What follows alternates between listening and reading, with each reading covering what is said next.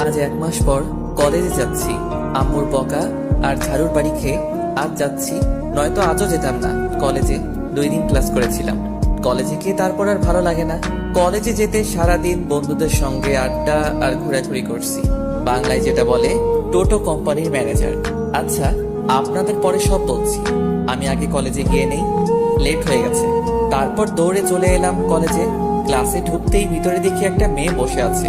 সেটা হচ্ছে ম্যাডাম। দেখতে একদম পরীর মতো। দেখেই এক বস্তা ক্রাশ খাইছি। একদম পরীর মতো দেখতে। মনের দরজা জানালা সব খুলে গেছে তাকে দেখার জন্য।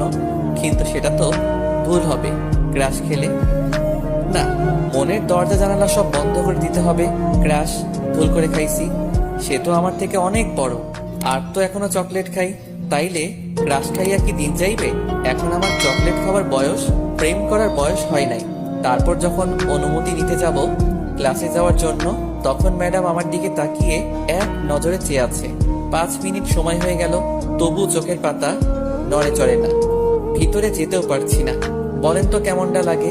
কেমন জানি লজ্জা লজ্জা লাগছে। আম্মু ছোটবেলা বলতো, কেউ বেশি চেয়ে থাকলে নজর লাগবে।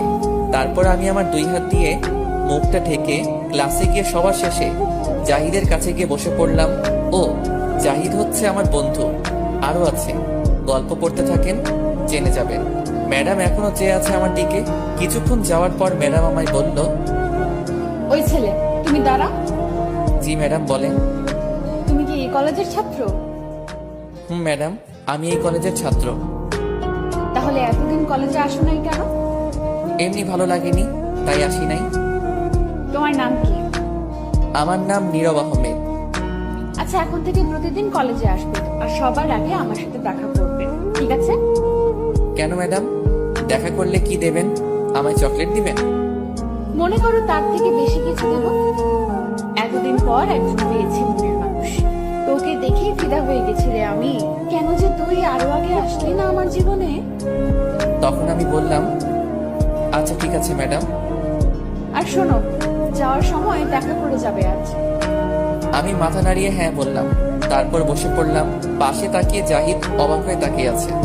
শুধু জাহিদ না, ক্লাসের সবাই তাকিয়ে আছে অবাক হয়ে। তখন ম্যাডাম ব্যাপারটা বুঝতে পেরে সবার উদ্দেশ্য করে বলল, সবাই নিজের পড়ার দিকে মনোযোগ দাও। তারপর সবাই বইয়ের দিকে তাকালো। তখন জাহিদ বলল আমায়, দোস্ত, ব্যাপারটা কি বলতো? ম্যাডাম তো কারোর সাথে এমন করে কথা বলে না, সব সময় রাগের মুডে বসে থাকে। কিন্তু তুই আসার পর এমন শান্ত হলো কেন? মুখে হাসি ফুটেছে। কি জানি দোস্ত, আমি তো শুধু এটাই জানি চকলেট